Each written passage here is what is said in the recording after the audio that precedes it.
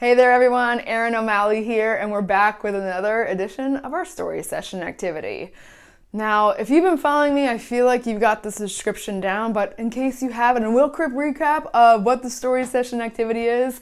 It came from me not being happy with how I was teaching active listening classes, nor how other people were teaching active listening classes. So I gathered up all of my annoying listening pet peeves. When someone did something annoying when they were listening to me, I wrote it down. When I felt heard, I wrote it down, and I came up with ways for people to actually experience these good and these bad tendencies. Hence, the story session activity came to life.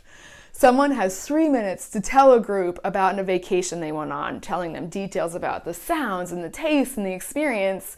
And the group has cards with those good behaviors or not so good behaviors, and they act them out, and we watch it go down, and then afterwards we debrief, and there's some real change happening, because when someone takes out their phone in front of you, you realize just how annoying that is. Not only for the person that's talking, but you, the listener, can't actually understand or listen to what they're saying.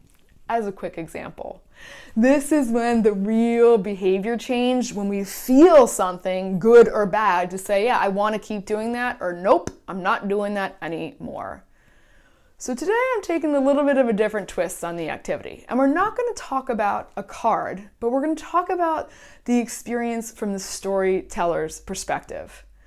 Now, this was during a workshop, and it was with a group of optometrists. So it was the ODs, the doctors, and then their office staff was with them at this conference. So one of the ODs, he raised his hands and he volunteered to be the storyteller. So for 3 minutes, he told his story about his vacation spot, and he was super into it. And I was watching this go down because everyone else in the group was doing their things. Someone took out their phone. Someone got up and walked across the room. Other people were whispering to each other. Someone interrupted him. Like, they were doing all of the things. And afterwards, when we debriefed, I asked him, I said, how was that experience for you? He's like, great, super. That was great. And then I asked the group, how was that for you? And they're like, okay, I guess. And then I went back to the doctor and I said, Did you notice? He's like, no, I didn't know. I just was telling my story. Like, I was super into it. It was a great spot to go on vacation. And I said, okay. And little did he know, he had just walked into a whole nother point of the activity. He hadn't even noticed anyone doing anything to not or to listen to him.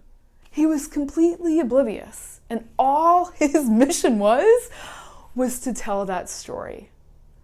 And so the point of this exercise is, to talk about our listening, but we also need to think about when we're talking, what are we taking in? How are we listening when we're talking? Meaning he was oblivious to the behaviors of the group, the facial expressions of the group, the actions of the group. He was in his world, proving his point, telling his story. And I could only help but wonder what it was like in that doctor's office. Was he taking in, observing the behaviors in the room? When someone was talking to him, was he really listening to them? Because in that example, he was in his world, not taking in any of the signs or the cues of anyone around him.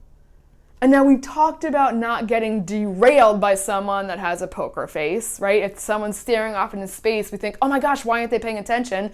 Perhaps they are. But the flip side of this is we do need to be aware. We need to be noticing people's expressions. Have we offended someone? Is something going well? Is something going wrong? What's happening in the group? Are they engaged with us? So this one's an interesting one. As we're talking, we need to be listening to the environment, the actions, the facial expressions, the behaviors of the people around us to make sure that our message is landing and resonating. So there's some food for thought for you today. The next time you're telling a story, the next time you're in a meeting, are you observing what's happening with the group? What are you taking in and responding and reacting to? All right, everyone, that's all for now. We'll talk to you soon. Take care.